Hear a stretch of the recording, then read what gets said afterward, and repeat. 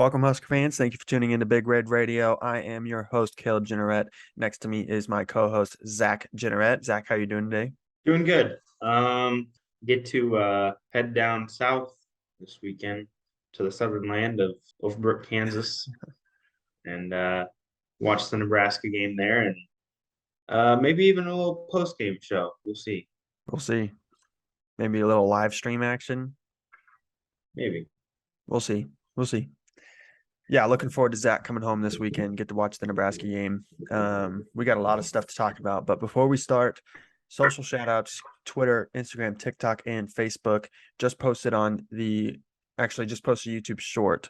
I'm going to get that over to the TikTok. So follow the TikTok if you want all the short-term content, clips from these shows. If you don't have time to watch the shows in its entirety, all the clips are going to be up throughout the week. So look out for those. And then comment down below your final score prediction of this game and if Nebraska is going to cover the 2-touchdown spread that is currently put on them by Purdue. I think Nebraska is going to cover that, but let us know what you think and let us know what your final score prediction is for a chance to be mentioned in next week's episode. So, yeah, I got nothing else if you just want to get into it. Oh, I do have something else. We are now on Spotify, and if you're listening to this on Spotify, follow us, rate us 5 stars, so you never miss an episode. Wanted to get it over to the audio, so everyone had a chance to listen to it. If you didn't have time to watch the full video. So yeah, that's all I got now. You ready to get into it? Yeah.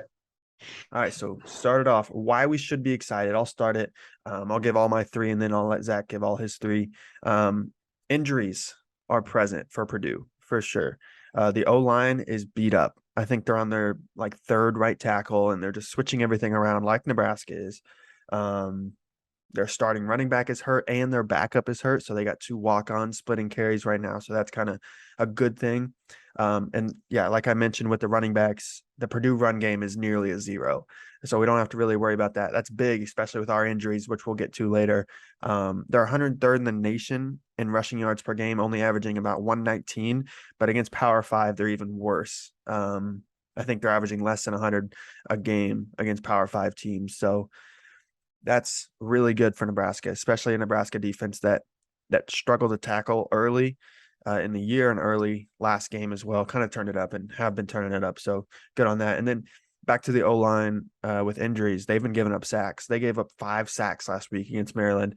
And I mean, Maryland's fine. Maryland's a good team, but I guarantee they don't have the pass rushers that we do with Garrett Nelson and Ochon Mathis. So hopefully Garrett Nelson and Ochon can get after Purdue's quarterback Aiden O'Connell, because we're going to need it. We're going to need him to. Yeah. So I'll start off. I think this is huge for us.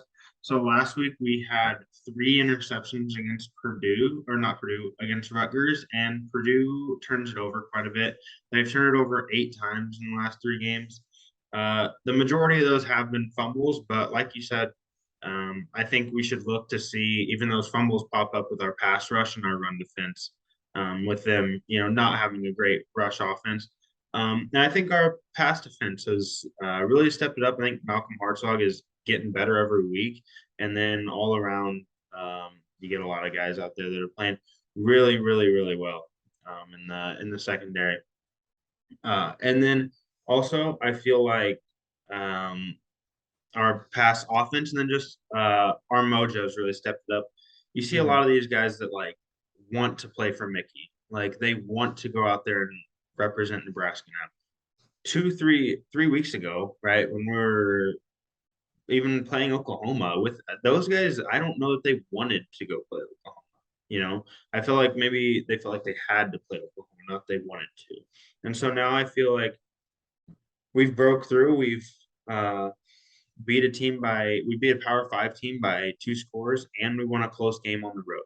Those things just don't happen recently in Nebraska football, and so we broke through on some things that haven't happened in a while.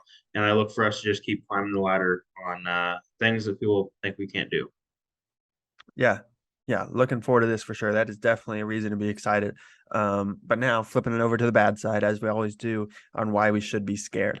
This is our first true road test. Last week was our first real road game. But I think this is going to be a little tougher. Purdue is a lot more talented than Rutgers, and apparently it's sold out again with Purdue, and I do expect this one to be an actual sellout. Because Purdue is, a good football team. If they win this week, I think they're a ranked football team. So they got some fans over there cheering them on. And then this is the best passing game that Nebraska has seen. They're 20th in the nation, and especially with our young corners in Hartzog and Braden Moore, maybe starting because Quentin Newsom is a game time decision. It's going to be a little tough, and they're going to pick on Hartzog again. If Rutgers can pick on Hartzog, I can only imagine what Purdue can do. So not looking forward to that kind of thing. But like I said, there's some big time injuries, and that's my third reason why we should be scared. Luke Reimer, one of the best linebackers in the Big Ten, was graded as the best linebacker in the country last week. He's a game time decision. Quentin Newsom, as I mentioned, veteran corner, desperately need him this week, as he's one of our most important pieces on the defense, definitely in the defensive backfield, with a bunch of young guys. And then we got some good safeties, but still, Quentin Newsom would be a big time get if he can stay healthy. And it's just, those are not reasons to be excited. As Luke Reimer's a leader, Quentin Newsom's a leader. Really need those guys out. I think Nebraska can win without him, but I think it would be a lot tougher to win without him, especially both of them. Yeah, so I'll start off with my first reason to be scared is Nebraska's a run first team. At least I think so. I think we have weapons in the pass game with Thompson and Marcus Washington and Trey Palmer and even Anthony Grant in the pass game sometimes. But we're a run first team, right? We have Grant, we have Yant, we have Gabe Ervin. Like it's just who we are. And Purdue's run defense is very good. I mean, that's a good run defense. Their pass defense isn't nearly as good, but their run defense is good. And then with their run defense being good, our O line is not as good. And so I feel like maybe their pass rush gets to us a little bit. It hasn't been huge for them, but especially as with an O line like we have, it definitely could show up here. And then also, like you said before, this Purdue pass offense is good, and Indiana had a good pass offense, and were times where they beat us with that. And Rutgers, maybe you could say a little bit with their pass offense, not crazy, but Purdue's pass offense is something we haven't seen yet. Mm-hmm. It's insane. They throw it more than anyone in the Big Ten, probably, other than maybe Indiana, but they throw it better than Indiana. And so it does scare you a little bit with this pass offense, especially when we're going away. If this is in Lincoln Memorial, I feel a whole lot better about it. But this is our true first hostile environment. Rutgers was maybe a hostile environment, but this is an apparent sellout for Purdue. And so They're I don't wearing know. their gold I just uniforms. feel like they're wearing their golds, and so yeah, I feel like that's a reason to be scared. And then Purdue's always up there. Purdue's always good, right? There's never a bad Purdue, and so you're always going to go out and play a good team. Yeah. Especially recently, Nebraska and Purdue have been very close. I wouldn't call it a necessarily rivalry, but there's definitely been some heated games and some very, very hard games to watch with how close it's been, especially last year. I think Martinez turned it over 4 times and still only lost by 4. So, And yeah, then definitely. this line for Purdue, I personally think is ridiculous, and not even coming from a Nebraska fan standpoint. Like 2 touchdowns, like this, the Nebraska will forever be competitive in games, right? From here Mhm. on out, doesn't matter who you are. Nebraska will forever be competitive in games, and Purdue is not some, Ohio State that's putting up 49 on. They're not some, crazy high scoring offense. They're just a really good, solid football team. And so I think minus 14 is crazy. I'd probably put it about minus 8.5 for Purdue is where I would put the line myself. Yeah. But minus 14 just way too high for me. Yeah. I definitely, if I didn't tell myself that I could no longer bet on Nebraska, then I definitely would be putting money on Nebraska. But I told myself I couldn't bet on Nebraska anymore because it was just getting too emotional and I was losing. So I couldn't do that anymore. But moving on to our last segment, the X factors, the Husker X factors. I'll start out. Number 1 for me is the run game. Last week, the run game wasn't really there. Rutgers held Grant to 47 yards, and I think it needs to get going, not only with Anthony Grant, but also with Gabe Irvin, who has talent, Yant, who got in last week, and as we mentioned in last episode, should always at least fall forward for 3 yards.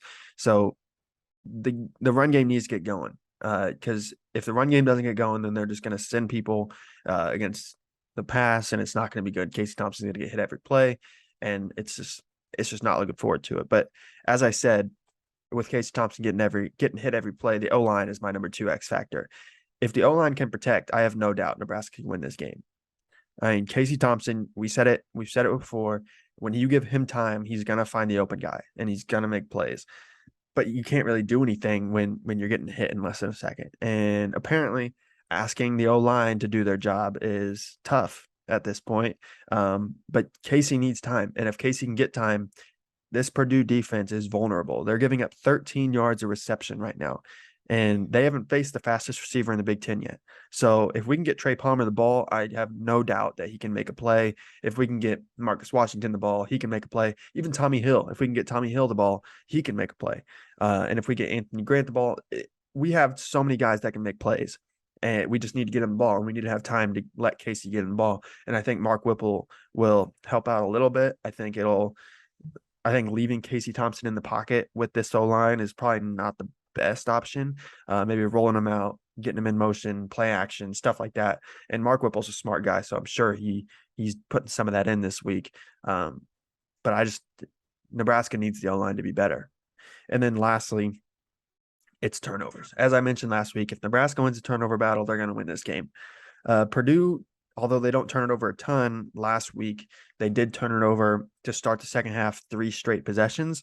So they fumbled twice and they threw a pick. So Aiden O'Connell, although he might be an all Big Ten caliber guy, turns it over. He's not invincible. He can throw picks, and their run game's not great. They can fumble a little bit. And as Zach mentioned earlier, if you get to the quarterback, you're destined to make him fumble at least once, especially if you come and hit him hard and hit him good. So looking forward to see what that can do. But man, I'm looking forward to it. But yeah, those are my X factors.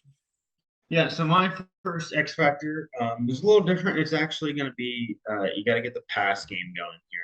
You got to get it going early.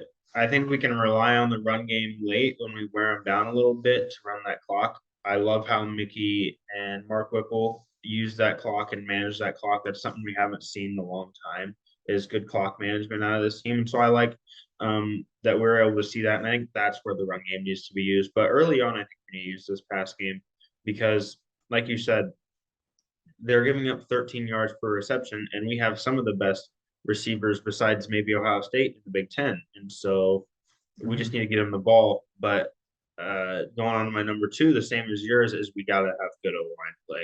And Casey Thompson's a guy where he doesn't need a ton of time because he can move the pocket a little bit. He's a little bit mobile. And so if you can just give him 3.5 seconds, then plays are being made, especially with those guys on the ball. And then this kind of plays into the pass game a little bit. But I feel like just overall we need to come out really hot, right? So like we said after the Rutgers game, if we do that versus Purdue, they're going to put up 28 on us in the first half. But if we come out hot and we kind of hit them in the mouth, especially with a sellout crowd, we've seen it. We saw it with Oklahoma. Nebraska has this huge crowd, and we come out and we hit Oklahoma in the mouth. The crowd's big. When Oklahoma hit us in the mouth, the crowd was silent, and it's like the sellout crowd doesn't even matter at that point. And so if you're able to take this sellout crowd away from them and then just kind of take their momentum away from them, and then we can start playing some football, I think that would be huge for us. Yeah. So moving on to our score predictions. So my score prediction, I think Nebraska keeps riding the high. I think Nebraska is rolling right now. I think there's some Mickey magic happening, which we mentioned earlier in the last few weeks. Mickey just has this team totally different than what they've been. And I think Nebraska wins. I think Nebraska wins 30-28. I think Trey Palmer gets going. I think Marcus Washington probably has a big game. I think Anthony Grant delivers a big run to really seal the deal for us. And I think the O-line does just enough. I think that there is a few sacks. I think Purdue does get to Casey a little bit, just being realistic. If Casey Thompson didn't get sacked all game, I think it's a 30-point win for Nebraska. But I think Casey Thompson is going to get hit, and I think he is going to be under some pressure quite a bit this game. So I'm saying 30-28 is my final score prediction. Nebraska wins the game. Yeah, so I think that's a good prediction. I think it's a little high scoring in my opinion. I think that both these teams have solid defenses that have been stepping up, and I think they really match up. So Nebraska's pass defense really matches up well with Purdue's pass offense, and I think Purdue's run offense really matches up well with Nebraska's or run defense matches up with Nebraska's run offense.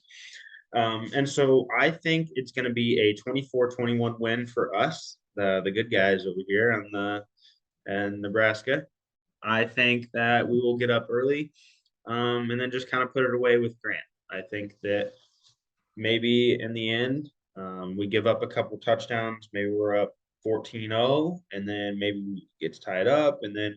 But I'm not scared if that happens anymore. I used to be scared if we got up early and then they tied it up because then I felt, once the momentum went their way, it used to be it never went back our way. But I feel like halftime adjustments are crazy good right now, especially out of Bill Bush. I mean, for a guy that's stepped into this defensive coordinator role, he is playing lights out, or he is coaching lights out on the halftime adjustments. And I think Mark Whipple's offense just plays so well into this defense, so well. I think that he's kind of a pass first guy in a run first offense. So I feel like he's going to put those pass plays in perfectly where they need to be. And we're going to come out with this 24-21, a little bit more low scoring than Caleb's, but still a close game nonetheless. Yeah, and I do expect Nebraska to come out hot as they have really, except for last game all year, even against Oklahoma. I mean, stopped them, scored. So I think the play scripting has been great this year for Nebraska, and as it always has been, really. So And expect it's that to be big. Yeah, and the only part that we really struggle is that second quarter, right? Mhm. Because our play scripting gets us through the first quarter really well, and we're hot. That second quarter, I feel like we kind of fall off, don't know what we're doing quite yet. And that may be a little bit of inexperience with Mickey, a little bit of inexperience with Bill Bush, which is totally, totally understandable. But then it's really good because they're able to go into halftime and they make stellar adjustments that carry us through the third. And then in the fourth, we're just a fourth quarter team. Like you said, these guys just want to play in the fourth quarter. And that's really just when it comes down to heart. And I think we have more heart than any other team out there. Yeah. So definitely looking forward to this game. But that's all we got for this week. Remember to comment your final score prediction down below, and if Nebraska can cover the 2-touchdown spread for a chance to be shouted out in next week's episode. Remember, these are on Spotify as well. If you're on Spotify, rate this 5 stars and give us a follow. Remember to subscribe to the YouTube if you're watching it that way. Like the video, comment down below, hit the bell so you never miss an episode. And yeah, Zach, you got anything else before we sign off? That's it for me. Go Big Red. Go Big Red.